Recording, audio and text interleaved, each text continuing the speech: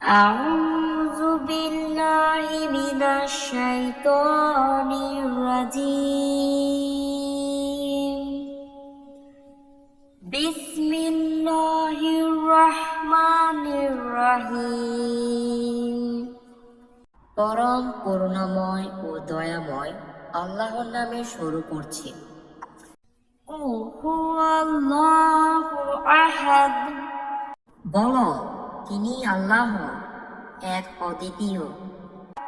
আল্লাহুস সামাদ, আল্লাহ কারো মুখাপেক্ষী নন, সকলেই তার মুখাপেক্ষী।